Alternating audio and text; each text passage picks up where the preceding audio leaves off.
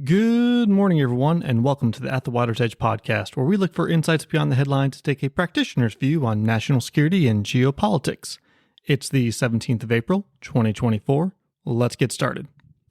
Now, today we're going to be talking into one of the most buzzword-laden topics out there with the Army, and that's the topic of readiness, the Army's number one priority. More than anything else, the Army has to be ready, has to maintain its readiness. And that is something that always seems to come at the expense of the Army's number one resource, which is its people. So how do you find yourself in a situation where one of our nation's most important security capabilities, the ability to conduct military operations on the ground, is found itself in a spot where its number one priority, readiness, comes at the cost of its number one resource, its people? To help us explore this, we've got a wonderful guest on. His name is Michael Linick. He is a retired Army full-bird colonel, currently teaches at Georgetown University's Center for Security Studies, a couple courses there, also a senior researcher for the RAND Corporation, and he has spent much of his career actually studying how the Army trains, maintains, and equips a fighting force, and how that impacts the lives of the people who actually make up that force. How does the Army go about creating combat-ready units, and how does that process impact the lives of the soldiers who live through it? Where does putting money into readiness begin, and not putting money into things like moldy barracks that we hear about all the time in the news, and other quality of life concerns for the actual families living the military life, come into play? It's one of those impossible questions where there's no satisfying answers, but it's an important issue to discuss and to explore, and have honest conversations about what trade-offs we're accepting when we funnel money in one direction and away from the other. With that, really looking forward to diving into this topic, and let's get to our conversation with Michael Linick. All right. Well, good morning, Mike, and welcome to the podcast. How are you doing today, sir? Good morning. Thank you. I'm doing great. I'm excited to be here. Awesome. Really looking forward to having this conversation. Came across a quote of yours in an Army Times article discussing the somewhat inherent contradiction between putting people first and taking care of soldiers, and also getting units ready for the mission, this pursuit of readiness. And a couple of things that we always hear from any Army talking head that gets up on a stage somewhere in front of Congress is that it's all about readiness. It's our number one priority. Mattis, when he was SecDef from the Marine Corps, was famous for saying that, which is true. But then we also see a whole bunch of issues in the news with, barracks full of mold, and soldiers can't get to the dining facility, and just all sorts of quality of life issues with the force. So looking forward to talking through some of that space between those two issues with you today. But before we get started, could you introduce yourself and your own background to the audience, and what your experience looking at Army readiness is? And maybe let's start with the bio, and then I'll ask you to define what readiness is. Okay, sure. Yeah, so my name's Mike Linick. I enlisted in the Army in 1983, went to OCS in 1984, commissioned as an infantry officer, and retired 30 years later as a colonel. The last 10 years or so of my career, I was a force management officer, FA 50. Retired in 2013 and went to the RAND Corporation, where I've been a senior defense policy researcher, doing a lot of work for the Army, doing some work for OSD on readiness, personnel, force structure, and those kinds of things. And just in general, active component, reserve component, readiness, Army force structure, and how it relates to strategy, all that kind of stuff. So that's my background. Nice. There's a lot of cool, nerdy stuff there that a lot of folks probably aren't familiar with. So before we start talking about, people first initiatives and all that stuff, maybe we can walk folks through, like, what is readiness? It's a buzzword in the military, but it's weird if you've never actually put a uniform on. So what is readiness? So one of the things I've actually written a lot about readiness is that it's a horrible term. Because it's a modifier. I mean, we use it as a noun, but really it modifies something else. So if you think about any task that you have to do, whether it's a very small task, I have to make my bed, or whether it's a really large task, I need to defend my country against all threats, foreign and domestic. You define some sort of a task, and then you assess how ready you are or able you are. What's the likelihood that you can perform that task? So we use military readiness as sort of a shorthand way of saying for any particular thing that we might ask the military to do, how well do we assess the military is prepared to do that? And that happens at a very small level. So is a soldier trained on their individual soldier skills? Is a unit trained on its collective tasks, its mission essential task list? Is the Army organized, trained, and equipped correctly for the current strategic environment and the demands of the national military strategy? Those are all measures of readiness. But if you look like at the current war in Ukraine, there's expanded measures of readiness that are things like, do I have enough 155 millimeter shells in stockpile to last me through a 6-month campaign? Do I have the right number of replacement tanks or Patriot missile batteries or radars to cover combat losses and those kinds of things? So we use it. Defense health readiness. Do I have the right mix of doctors and facilities to provide support both to military members in their operational roles, but also to dependents and families, and those kinds of things. So again, it modifies whatever subject it is you're talking about, and really comes down to, am I ready to do that, or how ready am I to do that? It's kind of a long answer, but it's canonically, when nerds talk about readiness, the guy they usually talk about is Richard Betts. And Betts used to talk about readiness as a question of ready for what. So that's the task part I was talking about. But being ready for large-scale combat operations against Russia is fundamentally different than being ready for counterinsurgency operations in Iraq. He would talk about ready for when. So we get into sort of modernization and training time. Is if I need to be ready tomorrow, it's a different set of requirements than if I'm talking about, will I be ready 5 years from now or 10 years from now, given what the enemy is doing or what the strategic situation looks like.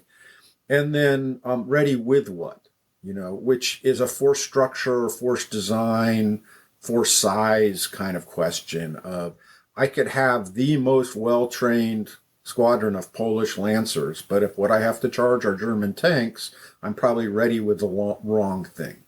So there's just lots of ways to slice it, and you have to be very careful when you talk about readiness to talk about what exactly it is that you are trying to talk about. Okay. And what sort of training cycle does the Army use to get a unit, quote unquote, ready once they've decided, like, okay, we have a brigade combat team and you're going to go do counterinsurgency in Afghanistan. Okay, well, now you got a brigade combat team and you got to go be prepared to do large-scale ground combat operations against the Russian hordes coming over the border in Ukraine, as for instance. Once those things have been decided, how does the Army actually go about making a large-scale unit ready to go deploy and do a thing? So the Army uses a derivative of the defense readiness system, and they measure unit readiness across 4 submetrics, which lead to a C rating. And the C rating is sort of your overall rating of how ready you are.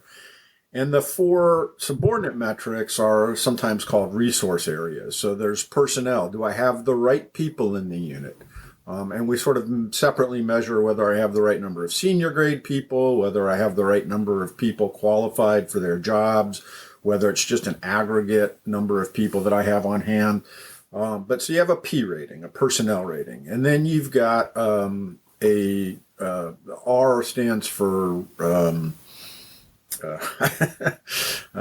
trying to think right now. Readiness, I think, but it's not. It's basically, it's a question of, does your equipment work? How many days per month was your equipment up and functional? We sort of look at whether it's not functional because you didn't have time to fix it, or whether it's not functional because you didn't have the right repair parts to fix it. But it's basically how much downtime does your equipment have, and does it fit within an assigned readiness standard? And then you have sort of a supply metric, which is, do I have the equipment I'm supposed to have? And most especially, do I have the critical combat equipment I'm supposed to have? And so if all three of those metrics are at a relatively high level, think 85%, 90%, 95%, then we call that unit ready for those three resources. The final one, the fourth subordinate one, is a training metric. And this is a little bit more interesting because here each unit will have a set of mission essential tasks, a metal task list, mission essential task list. And they'll have some other kinds of training requirements. And so the T rating is a question of, have I met those training requirements? But interestingly, we overlay on top of that, a unit could be fully trained, fully manned, fully equipped, and all their equipment could be working. They could be C1. But we don't really think of them as fully trained or ready to deploy these days until they've gone through some sort of a mission rehearsal exercise. Typically for a combat formation, that means going to one of the training centers, the National Training Center at Fort Irwin or the Joint Readiness Training Center at Polk. But, or the CMTC in Germany. So typically we think of them as having to go through that sort of an externally evaluated training exercise before they're certified for deployment. For non-combat units, there are other forms of mission readiness exercises that do that. But that's typically what we think of as a unit being ready. Okay, so they go through a whole training cycle to get ready for one of these CTC rotations, and then yay or nay, they get stamped ready to deploy. Right. Does anyone ever fail a CTC rotation and get declared not ready to deploy? I can think of some examples way back where units might get extended at the CTC a couple of days to finish up some training. But I don't know of anything in recent years where somebody's failed. Typically, what you get from the CTC is a list of things you want to improve on. And then you get some additional training time before deployment to work on those. Okay. Have CTC rotations changed at all as we've gone through this global war on terror, transition to great power competition? What do they look like now, and what changes have been made to try to adjust for this new operational environment we find ourselves in? So I can't speak directly. I haven't really been to sort of observe a CTC rotation in many years, but all of the CTCs, they have a dedicated opposing force, an OP4, and then they have a large staff of observer controllers, which are the people who ride along with you while you're there doing your training and sort of critique you and give you ideas about how to improve and stuff. And CTCs are constantly adapting the experience to reflect what the learning objective is for that rotation, or as best they can. So I do know that at recent CTCs, there's been a lot of emphasis on adding unmanned aerial systems. Again, we see a lot of this happening in Ukraine, the use of UASs. An increased emphasis on electronic warfare, which is a big aspect of the large-scale combat operations we're expecting in the future. So they try to mimic, a representative enemy in terms of their equipment and their operational tasks. They try to include the kinds of things we'd expect on a modern battlefield: electronic warfare, cyber warfare, UASs, and those kinds of things. How they're doing it today, I don't really know, but I do know that they're constantly adapting. Cool. And so when we hear about issues with readiness in the Army today, right now, normally we see somebody with stars sitting in front of Congress saying they need money for readiness. How does money figure into readiness? Because it sounds like a lot of this is, we already have the soldiers in uniform. Theoretically, they can go out, especially like in a light infantry unit, and do a lot of rehearsals just out in the wood line by themselves. Where does funding come in to actually supporting readiness, and how does that impact different units in the Army? Yes, so it's interesting. And again, I think back specifically to the 2012, 2013 timeframe. All four chiefs stood up in front of Congress and they said, readiness is our number one challenge right now. And all four of them were talking about fundamentally different things. The Chief Staff of the Army, General Odierno, when he was talking about readiness in 2012 timeframe, 2013 timeframe, he was saying we're trained for the wrong kinds of operations. We have equipment, we have the resources, we have the people, but all of our people are focused on stability operations, and the missions for the future are getting back to large-scale combat operations. So when he was talking about unreadiness, he was talking about needing to reset the equipment that had spent a lot of its useful life in the desert and needed to be sort of refit and refurbished. But mostly he was talking about retraining the force for a different kind of warfare, this Betts concept of ready for what. The Navy had different problems. Their problems were ships were spending a lot of time on at dockside, longer for maintenance than they expected. And the Navy had a problem which was both a training problem and a maintenance problem. And the training problem was sailors weren't doing a good job of identifying maintenance that needed to be at dockside. And so that happened longer. So the money can come in lots of different ways. The Air Force, their big issue in 2012, 2013 was modernization money.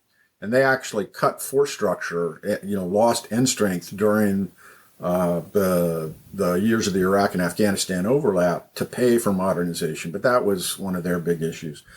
Today, for the Army, the single biggest issue for readiness is probably, if you really drill down to it, the recruiting crisis.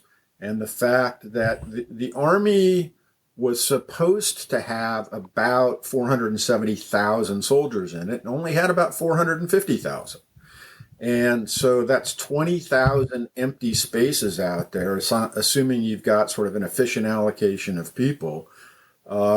And so what you had was a lot of formations short a lot of people. So remember, one of the components of this unit level readiness is, do I have all my people?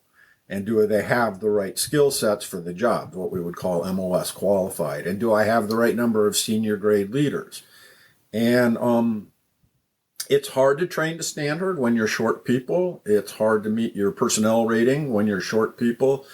And the Army's been really, really short. Now, they just recently published a new, what's called an R-Struck, or an Army structure message, which details how they're going to change the Army's force structure for the next 5 years. And as part of that, they are investing in about 9,000 new spaces of capabilities that are relevant to what we see future warfare being. So more air defense, more electronic warfare, some of those things. But they're cutting a lot of force structure. They're cutting about 30,000 spaces so that if they can maintain a 450,000 soldier inventory, they can fully man the unit. So they're cutting their structure down to about 450,000 spaces. That's going to take 3 to 5 years to work through the system, and there's going to be some readiness and personnel challenges in the meantime. The other thing that's happening to the Army right now is that the pace of operations isn't slowing. So you've got a fewer number of units in a smaller Army, trying to do the same number of overseas deployments that we've been doing for a long time, or in many cases more. Mm-hmm.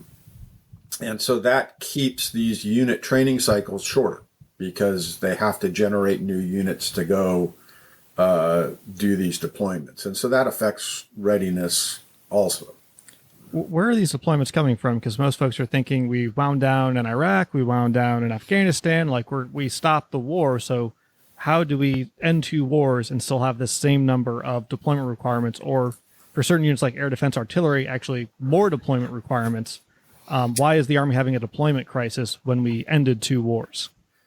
So we still are cycling units through the Middle East, primarily into Kuwait and Iraq to support some of the operations in Syria, to support stability in the Middle East as a deterrent against Iran. But the big new sort of things are, first off, we have the European Reassurance Initiative, ERI, which was a result of the 2014 Russian invasion of Ukraine, and has continued and grown since then as Russia has continued to be a threat to NATO's eastern flank. So we have started adding force structure. We've reactivated Fifth Corps. We've got more units in Europe than we used to, and we rotate some armored brigade combat teams to and from Europe.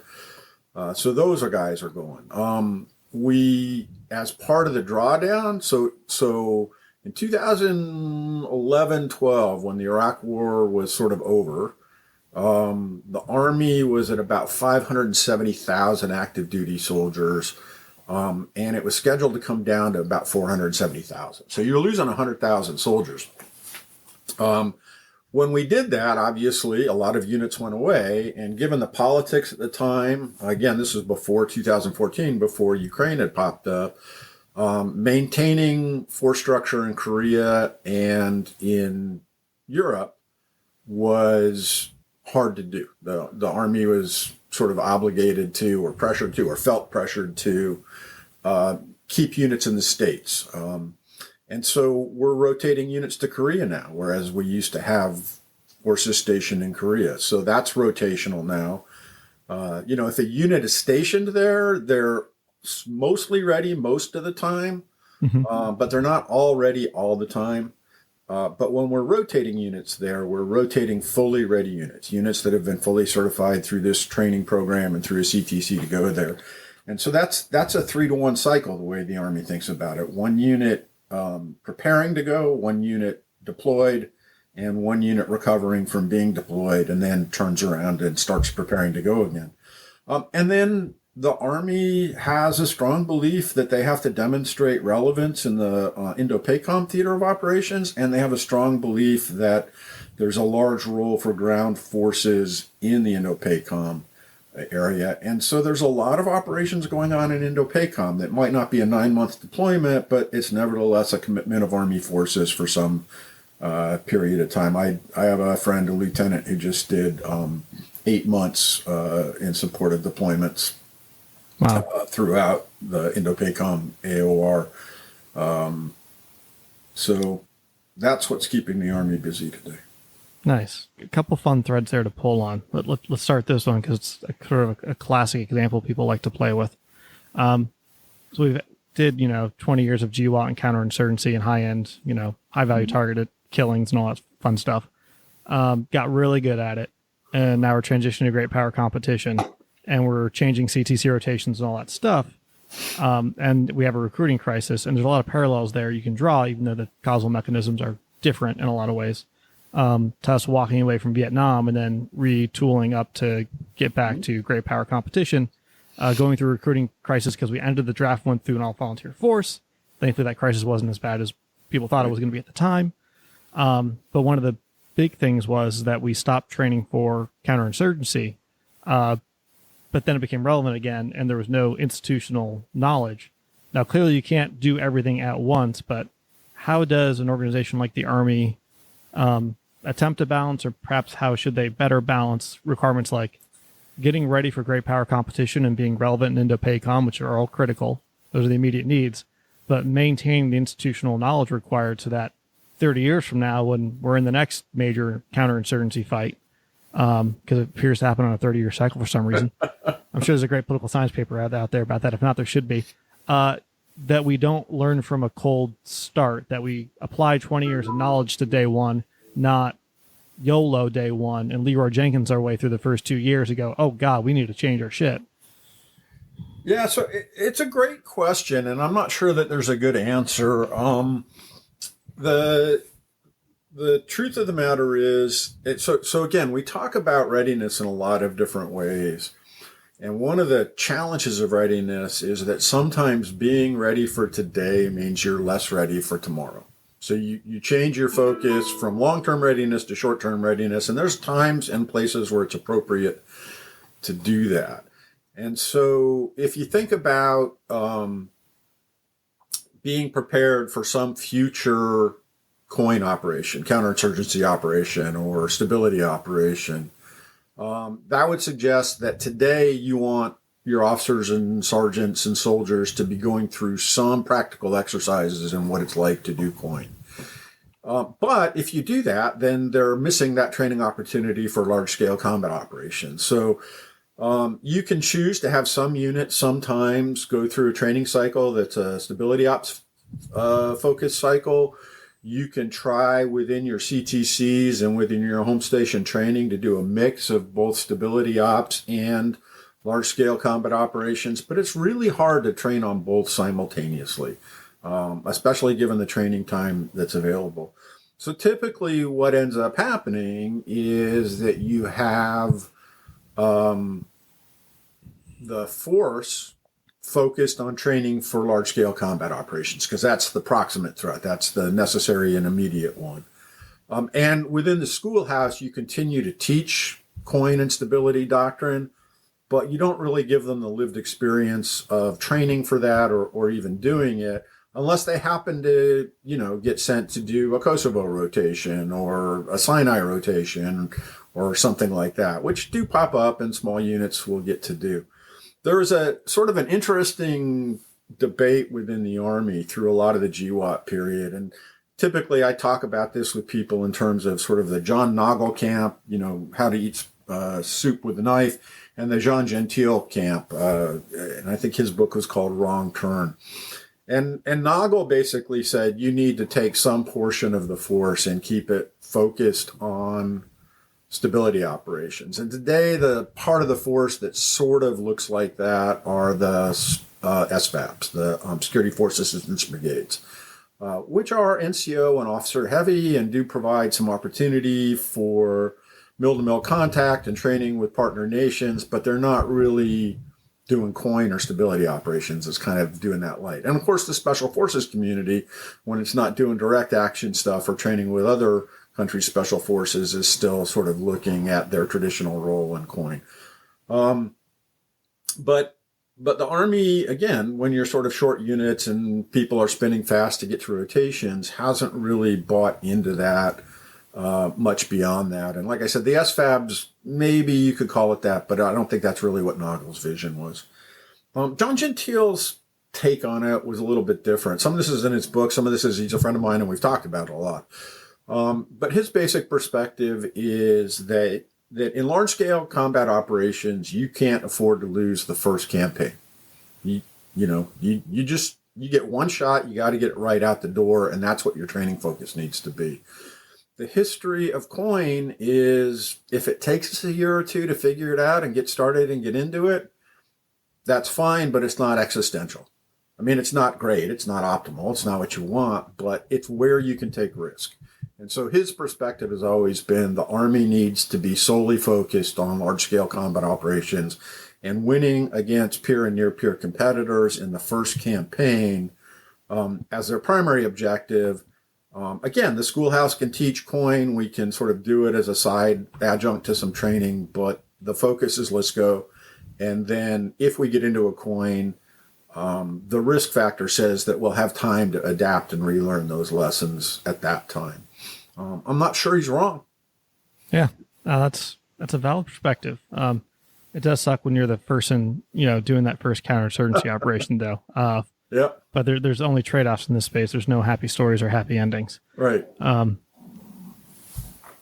Let's pull this thread then. So one of the big issues that every commander struggles with, I know I struggled with it when I served as commander, and I'm sure you did as well at all the different levels that you were, is balancing readiness and training versus taking care of soldiers. Because I think something that people don't appreciate, I know I didn't appreciate it until I was living it, is that when you're in a brigade combat team, which a lot of officers and NCOs will, especially on the enlisted side, will spend the majority of their career, and officers rotate out to other assignments more often. But you'll spend the majority of your career in an operational unit, and those training cycles, whether it's 2 years or 3 years, like they are brutal. I mean, you're spending, especially a light infantry unit, like all your time in the field. I once did 6 weeks straight in the field, just as a lieutenant at Fort Drum, and it's like somewhat ironic. I had more consistent contact with my family when I was deployed in Afghanistan than I did training home station and a more predictable schedule while deployed. Just because those training rotations, you are spending so much time actually out in the field doing everything you need to do to get ready for a CTC rotation, because those are very competitive and you don't want to be the one that bolos your rotation. So when we have these constant deployments, and you mentioned before, we've gone from having permanent units stationed in Korea, permanent units stationed in Europe, to rotational units on family life for soldiers. Like, that is a huge quality of life knock, and it never ends. Like, you just rotate through that for 20 years and you walk away burnt out. It's brutal on families. But that kind of brings us to the quote that you had in the article, that there is this inherent contradiction or tension between soldier first initiatives and readiness for the force. Because a classic example is mold in the barracks these days. Well, every dollar you spend on mold in the barracks comes out of your training budget. I mean, there's only so many dollars, so there's an inherent trade-off there. Like, do I want moldy barracks? No. But if I fix the barracks, I'm not getting as many live fire rotations in for those units next year. So perhaps we can start pivot to that and start talking about, like, where are these issues with taking care of soldiers coming from in the Army these days, especially since we're post GWAT, we should theoretically have more time to take care of soldiers. Where are these coming from, and where are we really struggling as a force to take care of people? So let's go back for a second. So let's talk about this training experience you had at Fort Drum and compare it. So I was a company commander at Fort Carson in 1990, 1991. And we spent the equivalent of 1 month out of every 3 in the field. Now, each quarter, that 1 month might look different. One quarter, it was a month at the National Training Center. One quarter, it was two-week rotations. One quarter, it was a month at Pinyon Canyon Training Site or something like that. Another quarter, it might be 4 one-week exercises over the 3-month period. But it was averaged out to 1 month out of every 3 gone, which sounds like a lot. When we were home, for every weekend we spent in the field, we took a Friday or a Monday off, and often in conjunction with a holiday.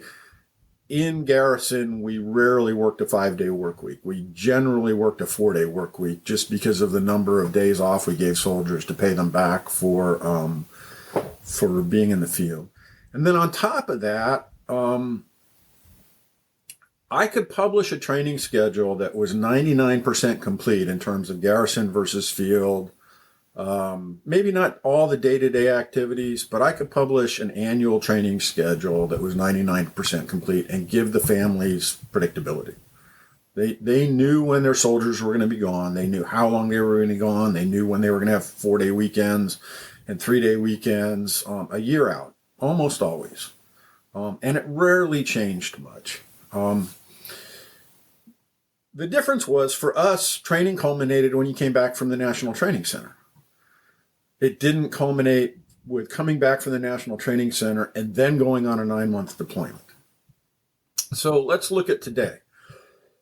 During GWAT, and absolutely the right thing to do, everybody wanted to be as trained as possible before they got on their transport and headed into theater, because no commander wanted to say, did I lose a soldier today because I didn't train hard enough to get here? And so we had this premium on training. We also had very short timelines, which meant oftentimes units weren't responsible for planning and executing their own training. They were put through a training plan that had been made for them by somebody else. And so my experience in talking with people on a variety of different topics has been that the Army's officer corps in many ways has lost the mastery of training management that we had in the 80s and 90s. I would echo that. So when we come out of GWAT, we have this generation of leaders for whom deploying means to combat, and it's based on training that was handed to me that I didn't have to manage, and I might lose soldiers, so I'm not going to deploy until I am so trained that's going to get taken care of. And that's what we've carried forward to today. And so we have soldiers going to do ERI or going to Korea, and the entry to theater based on the commander's perception is, I need to go as if I'm walking directly into combat. And so they want to train that way. And that's how they want to prioritize their time. I'm not going to say that's wrong, but I'm not sure that it's right. My perspective is if you're having problems balancing families and people versus training, that there's probably some ground that says I can go on my deployment and treat it as both a training and a deterrent exercise. I don't have to be ready for combat because I'm going to spend 9 months there training. Mm-hmm.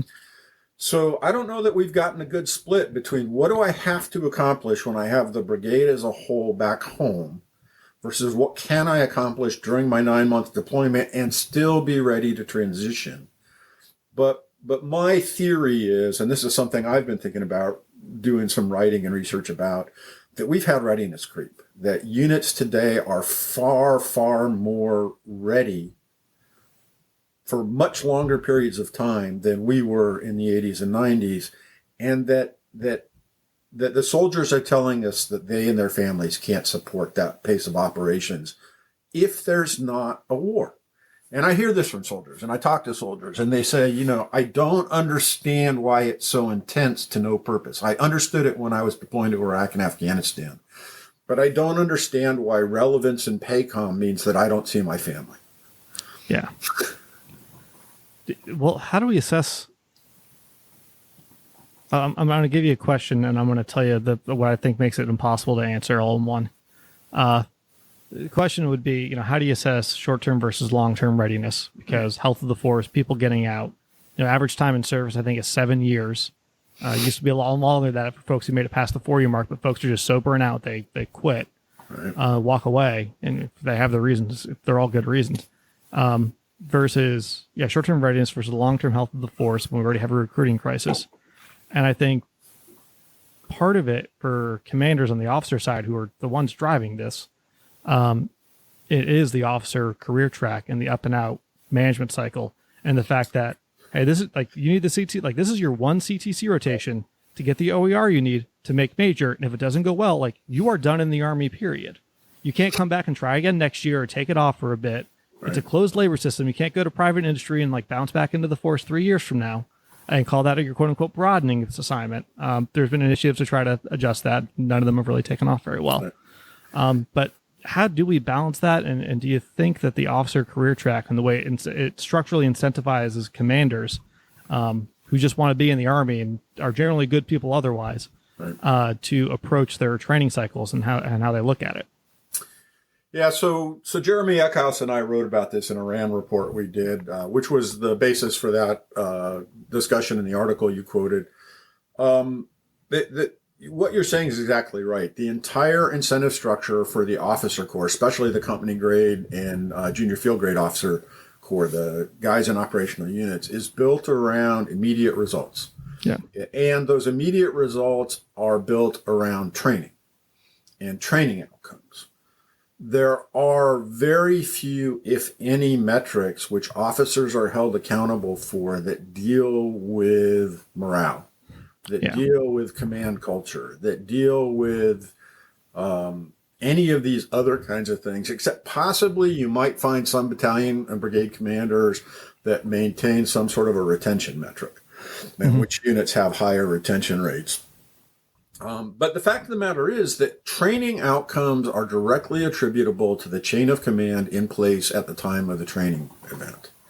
And all of the other outcomes, command culture, unit and climate, retention, and those kinds of things, they're very, very, very, very difficult to pin and say this particular command team or this particular staff can claim credit for that or be blamed for it if it's adverse. That's just really slippery stuff sometimes because they don't have the immediacy of training outcomes. So we've talked about how hard it is to come up with those metrics. I think if it was easy, the Army might have done it already, but I think the Army absolutely needs to find and establish and then discipline itself to maintain metrics for things like time away from home station, time away from your bed. What's the maximum that soldiers and families should be expected under normal circumstances to do? But but it's going to be hard to do that. And you hear it. I hear it from NCOs and warrant officers. You know, they see officers come in and they make change because they have to have something to point to that says, I did this. Mm-hmm. And just maintaining excellence or quality in a unit isn't enough to distinguish them, like you said, because of the way the promotion system works. The soldiers see it, the warrants see it, they live with the consequences of it. And the Army just needs to find sort of, again, a different set of metrics for that. I'd offer, and again, I kind of go back to, you never want to be that when I was a young officer kind of stuff, old graybeard who doesn't recognize that today's Army has a fundamentally different challenge than his did. But, you know, we train shorthanded all the time. I was in what's called an ALO 3 unit. I had 23 improved tow vehicles, which would normally have 92 crewmen between the 23 of them. Mm-hmm. And I think on a good day, I had 70 soldiers assigned. So we trained all the time on how do you cross-level crews? How do you complete tasks shorthanded? How do you deal with the absence of a senior leader? Because I was authorized 3 lieutenants and I needed 4 for a variety of reasons and things like that. And so the idea that I might tell a soldier, you can miss the next field exercise because you have some family event going on, it didn't matter. I mean, I even had soldiers miss NTC rotations where we'd given them a year's advance notice because something came up and it wasn't worth souring that soldier on the Army to bring them to NTC. We were trained how to do it. But I had a command team, battalion commander, brigade commander, that had that long range view of let's take care of soldiers. Let's keep the soldier in the Army rather than get the next excellent rating. And I didn't have a lad at the end of my rotation. I didn't have a deployment date. You know, so how do you get back to that? I don't know. Do you need to get back to that? I don't know. I mean, General McConville actually had his little chart that sort of said, this is the kind of life event that you should allow a soldier to go to instead of this kind of a training event. And, you know, for these kinds of life events, they could miss daily training. For these kinds, they could miss the field exercise. For these kinds, they could miss a CTC, all the way up to, you know, when it comes to deployment, if they're deployable, they should go, kind of stuff. But until you hold officers accountable through some set of metrics for maintaining those standards, it won't happen. Yeah. I had a battalion commander come in, and the phrase toxic leadership is thrown out a lot in the Army, and it's overused. I mean, if the Army's full of asshole leaders, it's the Army. I'm not sure what people expect. That's the personality you get. But some people are actually toxic. And this one guy comes in, and in a 1-year period, we ended up as a battalion doing 4 collective training exercises. We had our CTC rotation down at Fort Polk, Louisiana. Prior to that, we had our brigade collective training exercise, because even though CTC is a brigade collective training exercise, the division will validate you before you go to CTC. Right. So we have our brigade collective training. We were then volunteered for 2 more. One was to be OP4 for another brigade's collective training. So our battalion did 2 rotations back to back in the field. And then we did the XCTC rotation, found a National Guard field artillery battalion training out in Michigan.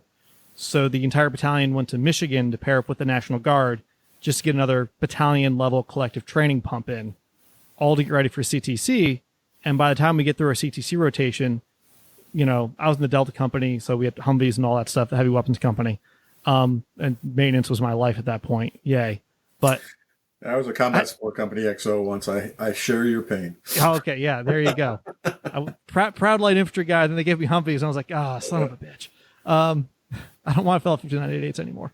But the point is, like, we finished this year-long collective training cycle, and battalion's broken. 55% of the equipment in the battalion's broken. Like, morale's at an all-time low. Everyone's putting in packets. You know, me and a couple other guys actually wanted to go to Ranger Regiment, which is a big deal for infantry officers. Yep. All of us got denied. The excuse we were given was, Ranger Regiment, those soldiers are so good that they don't need you as officers. You'll learn more here in the regular Army. And every single one of us then turned around and put in packets to go to some sort of special operations. It's actually how I found my way to SF. They told me I couldn't go to Ranger Regiment. I'm like, well, I don't want to stay in the infantry. F this. And I had 7 years on my contract. I'm like, I'll add 2 more and go SF just to get out of this. Right. Yeah, and it hasn't gotten better. I was at Fort Campbell a week or two ago talking with some soldiers, and the what I heard from them was that there was a unit that had just returned from deployment and was kind of going through reset, and another unit on post got taken away from its prep to go to a CTC and deployed for some mission. And so I don't know whether it was the division commander, the corps commander, or the force com commander said, well, there's a CTC rotation that's empty now and we're not going to let it go to waste. Yep. So they took these Joes who had just come back from deployment and sent them to the CTC. It's like, why would we do that? What purpose does that serve other than we didn't waste a CTC rotation versus how many soldiers now are going to do exactly what you did, which is to say, I don't want to be in a BCT anymore. Yeah. And if that means I have to change branch, change jobs, or leave the Army, that's just, it's mind-boggling to me. I have no idea other than what Joe told me. And Joe, they put their own spin on things. So I have no idea what was going on in senior leaders' minds when they made this decision. But the anecdote is that that's what happened. And I know that that's affecting soldiers' decisions about staying in the military right now. Yeah, one of the most eye-opening experiences for me was coming home from Afghanistan. And at this point, I was hurt. So instead of going to the major board, I was going to the med board. So I'm going through the med board process. Also was a brand new dad, got home like just in time to be there for the birth of my son, which was awesome. And we're one of the last units from Afghanistan. It's like we fly home and we're just watching the country burn to the ground behind us. But going through the med board process and then being a brand new dad, started thinking about like all the times, like when I was a lieutenant, this wasn't as big a deal in SOF. They generally do a better job taking care of people, and there's reasons for that. But I think back when I was the platoon leader, full of piss and vinegar and not a lot of common sense. Like we went to that CTC rotation, and there was a guy, a sergeant in my platoon. The decision was up to me, but he was going through the med board process with a back problem, and they made him go to the CTC rotation, even though he's in the med board process. Right. He's got a profile that says he can't wear a kit. Like, okay, fine. He can not wear a kit and drive a Humvee. Put him on the CTC rotation. And times when guys would, want to go to a doctor's appointment with their wife because their wife's pregnant. Right. And it's like, well, is the kid being born? Well, then no, absolutely not. Soldiers are not allowed to go to doctor's appointments. Not that any of those decisions were left up to Lieutenant Kelly, but this was guidance from on high. The battalion commander dictated soldiers do not miss anything that involves pulling a trigger. Soldiers do not miss, period. And I want a by name exception list, and there were no exceptions granted. And I'm just thinking they, 7, 8 years later, I'm like, this is a terrible way to treat people. Like I was 22 at the time, didn't know any better, but now I'm like early 30s. I'm like, you don't treat human beings like this. Like, this is bullshit. This is just a bad way to do business. And no wonder all these guys are getting out. Like, never thought, like, well, I left too. Left to do something else in the Army, but I still left. Right. And again, the officers who made that decision were being held accountable for a training event today. They weren't being held accountable for whether that soldier stayed in the Army beyond their first term of enlistment. Yeah. And so they made a, if you will, self-serving decision. And sometimes it's the right one. And my experience is that most of the time it's not. And, you talked about resources earlier. Nobody wants to be accused of wasting resources like ACTC rotation. My sort of field problem from hell, sort of like yours, again, different Army before the war, Germany, 1999, 2000. We went to Hohenfelsen-Graf, did a full gunnery and a full CTC rotation. And we knew before we left that as soon as we finished, we were going to turn in the Bradleys that we'd trained on and get our new ODSs issued to us. Mm-hmm. And then we were going to have to stay at Graf and do another full gunnery. Then we got to go home for a month, and then we had to go back to Hohenfels and do another CTC rotation, which was our MRE for Kosovo. And so we went to Usherur, and we said, look, why do we need to do the first gunnery? Can't we just go and do the CTC rotation, turn in our Bradleys, get the new ones, and do the gunnery in the reverse order? And they say, no, Army standard is gunnery and then rotation. And so I deployed the Grafenwehr on the 1st of September, and I came home on December 24th. And I had 2 weekends off in between that. I was a Battalion 3, so I was there for the full rotations. As each company cycled through their individual transitions to the Bradley ODS. I stayed there because I had to manage all the training. And then, I got to go home for a month, which was really not going home. It was going back to Friedberg and getting a unit ready to deploy. And then we turned around, went back in February for another CTC rotation, and then deployed in March. I was like, this is not necessary. Oh, and the kicker to it was when we got to Kosovo, we fell in on slicks. So we had transitioned to the ODSs, gotten qualified on them, and we fell in on A2s and had to re-qualify in Kosovo. We set up a field expedient range and had to qualify for the third time. And everybody was in the senior leadership was all, what great training. And my soldiers were, what a waste of time. Yep.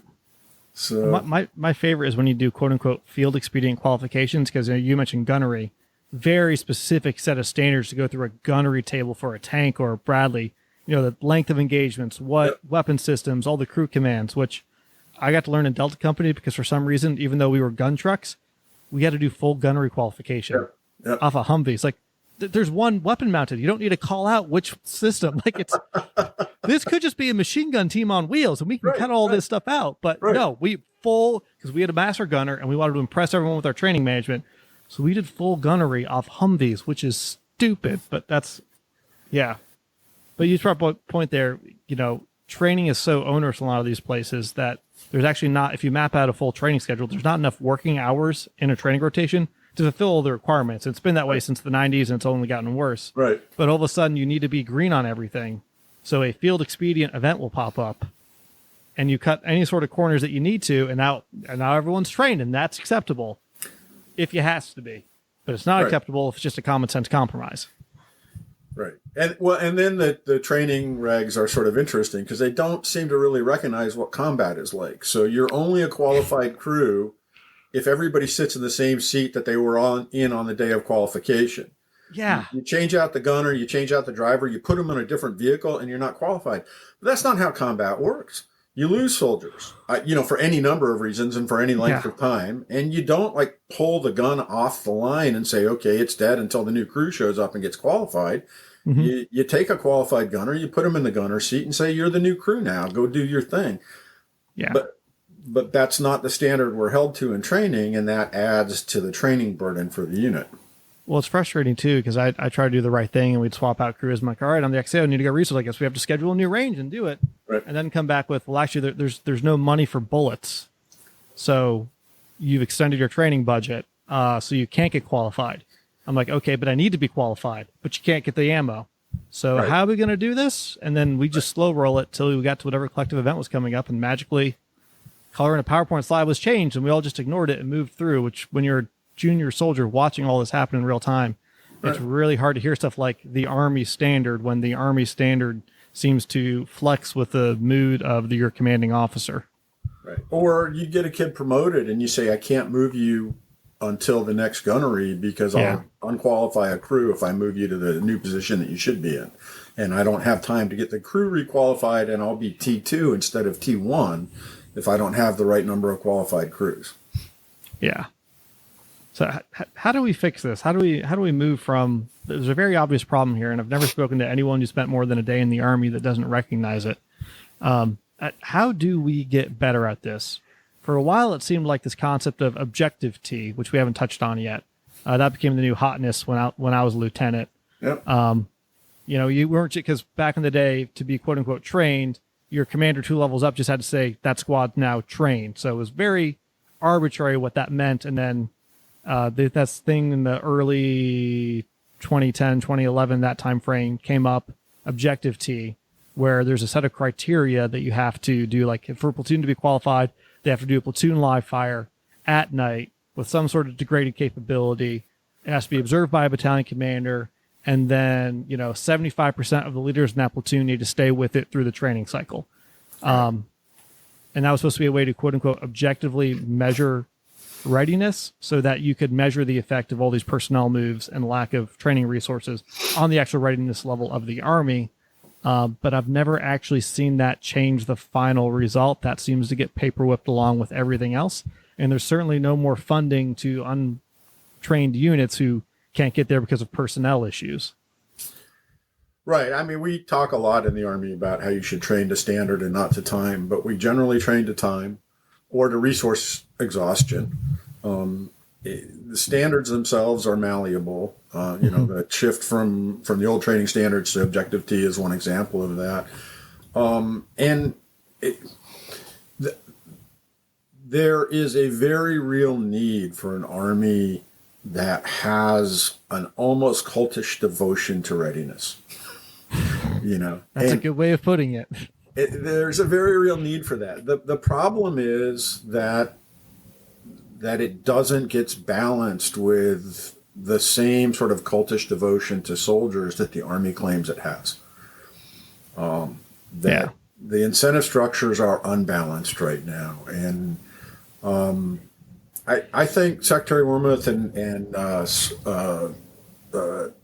General McConville, when they were in charge, tried very hard to change, to moderate, to balance better. Their People First initiatives, I thought, were generally good initiatives focused on that. But I think they were also symptomatic of a couple of things. We talked about the Army sort of losing the art of training management over the years. And again, it's anecdotal. I don't have a lot of detail behind it, but I do spend a lot of time talking to officers, warrant officers, non-commissioned officers, not as much to soldiers these days. And this goes back to like mold in the barracks and other things. We don't give our NCOs the time to be NCOs anymore. We don't give them the responsibilities and the authorities that they should have had. I don't know that it's true everywhere, but sergeant's time, which was sacrosanct when I was in garrison, it seems to be gone. The balancing soldiers' desire for autonomy and independence with the role of a chain of command in health and welfare, I think, has gotten out of balance in the wrong direction. I'm all in favor of soldiers having a certain amount of autonomy, but I'm not sure that platoon leaders, platoon sergeants today know their soldiers or have the same set of tasks for taking care of soldiers' health, welfare, and morale that I did as a lieutenant or that my platoon sergeants did when I was a company commander. And again, it's a different generation of soldiers. They have a different set of expectations. But I think that the Army needs to think through a little bit about how it's empowering its junior officers and its NCOs, whether they have the right training, the right authorities, what culture changes need to be made. I don't know that I have good answers for them yet, but I think it needs more attention right now than the next training iteration does. That's very well said. Well, I think that's a good place to wrap up for the conversation, but really appreciate you taking the time to talk with us and sharing your thoughts on this issue. It's not one that gets a lot of attention and understanding, but it's certainly one that impacts the lives of soldiers more than just about anything else out there. We lose more people to injuries and training accidents than we do to combat. We are our own worst enemy in some way. So appreciate you talking with us today. No, thanks for the time. I hope people found it interesting or helpful or useful, and good luck to you and your listeners. Appreciate you. Thanks. Thank you, everyone, for listening in today. If you liked what you heard, please follow the podcast and share with your friends, and even consider going to the support the show link in the episode description. Thank you, and I'll see you all next time.